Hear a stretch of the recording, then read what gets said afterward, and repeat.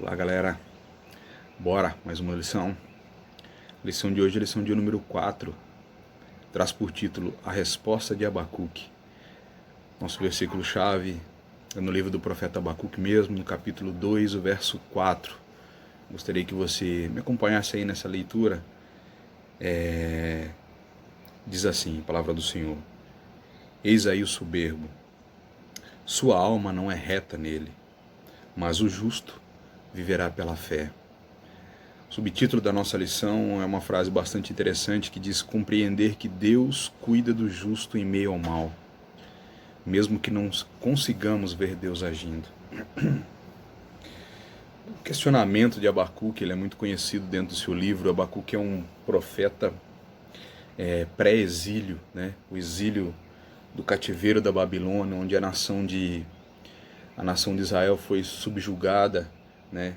Ele pré-exílio, pré-dominância da Babilônia ao povo judeu, ainda antes, pouquinho antes do povo ser levado para o cativeiro na Babilônia, ou seja, o povo caldeu estava dominando Israel já, né? Já tinham escravizado a nação, porém ainda não tinham tirado Israel de dentro da sua cidade, né? Dentro das cidades dali dominada por Israel e levado para o exílio. Então foi um pouquinho antes de eles levarem Israel para o seu exílio, né?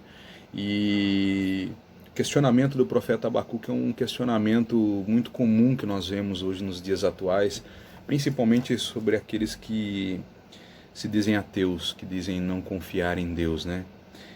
O questionamento é: se Deus existe, por que ele permite o mal, né? Por que ele permite tanta injustiça, né?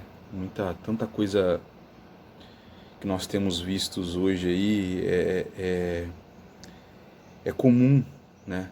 Quando nós vemos níveis de corrupção dentro do nosso país crescendo de uma maneira absurda, quando nós vemos reportagens de estupro de vulneráveis, quando nós vemos reportagens de tanta injustiça, né? Pastas como o aborto, situações que muitas vezes mexem com o nosso interior, mexem com aquilo aquele que tem um pouquinho de integridade no coração, aquela pessoa que entende que deve haver justiça, deve haver paz, o povo deve ser um povo íntegro. Então é muito normal quando nós vemos a escala de maldade começar a subir, nós começamos a questionar: se Deus está no comando de tudo, como essas coisas acontecem? Por que será que isso acontece, né? E Abacuque ele teve esse posicionamento de questionar. Aliás, ele pega, vamos dizer assim, as reclamações do povo, né, e coloca diante de Deus, né? Na sua oração aqui, se vocês lerem o livro no primeiro, no segundo capítulo, dá para entender isso, que Abacuque ele pega os questionamentos que passavam no coração do povo e levam diante de Deus. E algo que é muito interessante é que ele não tem uma posição altiva diante de Deus, fazendo questionamento, um aspecto de soberba, mas não, ele é muito humilde, né? Ele se coloca com reverência diante de Deus, querendo ouvir uma resposta. Nem sempre Deus responde os porquês e os praquês. Porém, a atitude de Abacuque eu tenho certeza que tocou o coração de Deus, porque ele orou, ele buscou em Deus a sua resposta e aguardou a Deus responder. E isso é algo muito interessante, porque muitas das vezes quando nós temos um questionamento, temos um posicionamento de uma indagação, ou fazer algo que nós não entendemos, algo que nós vemos a tentar entender, algo que tenha ocorrido, seja com o nosso país ou com a nossa própria vida, nós temos a facilidade de sempre levar para alguém, perguntar a um amigo, a um parente, ou até mesmo alguém que não é um cristão, alguém que não confessa a mesma fé que nós. E quando nós levamos esse questionamento, temos a resposta que aquela pessoa acha correta. E nós temos dificuldade em buscar esse posicionamento em Deus, nas Escrituras Sagradas, entender o trabalhar dele, entender o agir dele, né? E o interessante que, se vocês lerem no capítulo 2, tem algo muito, mas muito interessante mesmo sobre o posicionamento de Abacuque. Ele diz assim, ó, Abacuque no capítulo 2, o verso 1. Por-me-ei na minha torre de vigia, colocar-me-ei sobre a fortaleza e vigiarei para ver o que Deus me dirá e que resposta eu terei sobre a minha queixa. Olha que interessante. Ele fala que ele vai se colocar na torre de vigia. Quer dizer o quê? Ele vai estar alerta à resposta de Deus. Ele vai estar esperando a resposta que ele precisa ouvir, não aquela que ele quer ouvir. Ele vai se livrar, vamos dizer assim, de uma postura soberba, e ele vai se colocar em humildade, esperando que aquilo que Deus falar para ele é o que ele vai fazer e é o que ele vai acatar. E ele continua dizendo, colocar-me-ei sobre a fortaleza e vigiarei para ver o que Deus me dirá. Ou seja, nós podemos entender que a fortaleza aqui é a posição de oração, é estar fito no seu propósito, estar firmado no seu ideal, que é defender a vontade de Deus e entender a vontade de Deus. E muitas vezes nós não somos assim. Muitas vezes nós fazemos um questionamento, seja o porquê de situações que nós estamos vivendo, e nossa postura de soberba diante de Deus é querer saber para hoje, para ontem, o que é que Deus tem para nós.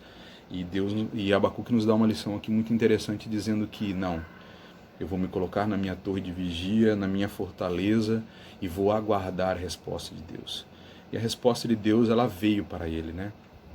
Muito diferente do que ele imaginava, porque Israel, como eu já disse no começo, vivia sob julgamento já de caldeus, dos caldeus, do povo ali da Babilônia, e a resposta de Deus para ele foi algo que ele não esperava. Sabe o que Deus disse para ele? Deus disse assim, calma, Abacuque, calma que a coisa vai piorar. Olha aí, que coisa interessante. Que se Deus falasse para mim e para vocês, calma, que as coisas ainda não chegaram ao seu limite, né? Que as coisas ainda vão piorar, né? Porque piorar porque o povo judeu ainda seria levado, ou seja, ele perderia toda a sua terra, perderia todo o domínio que Israel tinha e seria levado para um cativeiro numa terra estranha, para viver sob escravidão da Babilônia, debaixo da mão de outros líderes mais cruéis, porque a Babilônia era conhecida como um povo que só sabia guerrear, dominar muito rápido, né? Um povo que ele invadia, derrubava e dominava muito rápido, né? A nação que era atacada não conseguia nem se preparar, né, para receber o ataque deles. Então, assim, nós devemos estar como Abacuque, né? Em torre de vigia, na nossa fortaleza, esperando a resposta de Deus. Mas por que então Deus permite o mal? Nós temos que entender que, como disse o versículo da nossa lição 2 e 4, que a sua alma, né, eis aí o soberbo, a sua alma não é reta nele, mas o justo viverá pela fé. É que a vida que nós vivemos, ela quando nós aceitamos a Cristo na nossa vida, nós adentramos no mundo espiritual. Quando ele fala que o justo viverá pela fé, primeiro nós temos que entender que a nossa vida, ela não é do mundo carnal, ela não é das coisas naturais. Se nós buscarmos resposta nas coisas naturais, nós corriqueiramente vamos nos decepcionar. Porém, Deus, quando ele responde a Abacuque, ele fala assim, ei, calma, eu permito que as coisas ruins aconteçam, porque tudo que acontece nessa terra, a nível natural, pode ser de domínio do homem, pode ser de vivência do homem. Porém, eu, que sou espírito, eu que domino sobre o mundo espiritual, onde a fé acontece, eu sei qual é o fim do injusto. Eu sei para onde a alma do injusto vai. Ele pode achar que está sobre a carne seca, como diz o ditado, né? Ele pode achar que ele está bem aqui na terra, enquanto ele está roubando, enquanto ele está matando, enquanto ele está se prostituindo, enquanto ele está enganando. Ele pode achar que ele está bem. Porém, esse pecado dele, ele vai pagar em vida também, sim. Porém, pior ainda, eu sou aquele que sabe que aqueles que vivem injustamente na terra e não se arrependem, esses pagarão um preço altíssimo na eternidade no inferno. Essa é a resposta de Deus a Abacuque. Por isso que ele passa a entender que Deus ele não tem domínio só sobre as coisas que acontecem aqui na terra, mas sim, Deus é espírito, o reino dele é espiritual. Ou seja, quando Deus ele olha para o homem,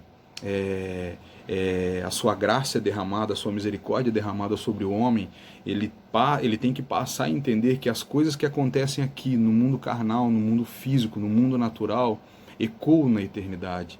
Tudo que a gente faz aqui vai ter uma resposta adiante logo após a nossa morte.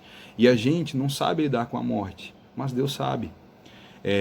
Nós temos que passar a entender que a morte para nós, ela é o ápice da graça de Deus. E isso é difícil entrar na nossa cabeça. Por que, professor, que a morte é o ápice da graça de Deus? Porque quando nós alcançamos a morte, acaba o choro, acaba a dor, acaba a desgraça, acaba o sofrimento. Nós vamos viver eternamente na presença de Deus. Então, quando nós passamos a entender esse processo, esse propósito que Deus tem na nossa vida, a nossa vida tende a mudar. Nossa vida aqui na Terra começa a entender os propósitos de Deus nas coisas que Ele age. Por que Deus permite determinadas coisas acontecerem na minha e na sua vida? Né? Basta nós crermos, manter a nossa integridade, mesmo que nós não venhamos a entender os processos, mesmo que nós não venhamos a entender os caminhos que Deus age para que a nossa vitória chegue, a nossa postura tem que ser de fé e integridade, assim como Abacuque, sem ser um questionador excessivo, sem ser aquela pessoa que questiona Deus para tentar entender, porque quando nós, como homens espirituais, cristãos, que creem que Deus age pela fé no mundo espiritual, começamos a tentar entender coisas naturais e carnais, nós começamos a enlouquecer. Por isso que Deus fala, o justo viverá pela fé. Então que nesse dia você... sei que muitos de nós temos muito questionamento sobre até esse momento de pandemia que nós temos vivido, né? Por que será que tem matado tantas pessoas? Por que tantas pessoas têm sofrido, perdido seus empregos? Parece que as coisas estão fugindo do controle, fugiu do nosso controle. Mas Deus não perde o controle das coisas. Como eu disse, Deus é aquele que dá a vida, mas Deus também é aquele que permite, né, que pessoas que estão em sofrimento venham encontrar com eles nos céus no momento da morte. Então que nesse dia você possa refletir sobre isso, né? Muita coisa nós não entendemos, porque são coisas do reino espiritual, né? Então nós temos que manter a nossa posição de fé e de integridade diante de Deus, diante dos homens, sabendo que para todas as coisas Deus trará juízo, né? Como diz a tua palavra. Então que nessa lição você possa entender isso, né? A resposta para Abacuque foi calma, né? Mantenha-se íntegro e que as coisas ainda vão piorar para Judá, para Israel, e esses que estão cometendo essa posição de dominância e sofrimento a Israel também vão pagar pelo que eles fizeram. Porém, né, o que você precisa fazer é manter a sua integridade, manter o seu posicionamento de homem de Deus, né? E Abacuque depois escreve aquele cântico maravilhoso, quando ele começa a entender todo esse processo que Deus faz na vida dele. Abacuque escreve aquele cântico maravilhoso que diz que ainda que a figueira não floresça, mesmo que os produtos da oliveira minta, mesmo que num campo não haja mantimento, todavia eu me alegrarei no Senhor, exultarei no Deus da minha salvação. Ele está querendo dizer que, mesmo que aos meus olhos eu não entenda o que está acontecendo, a minha vida tem que manter-se diante de Deus uma posição íntegra, uma posição de fé, sabendo que todas as coisas cooperam juntamente para o bem daqueles que temem a Deus. Amém?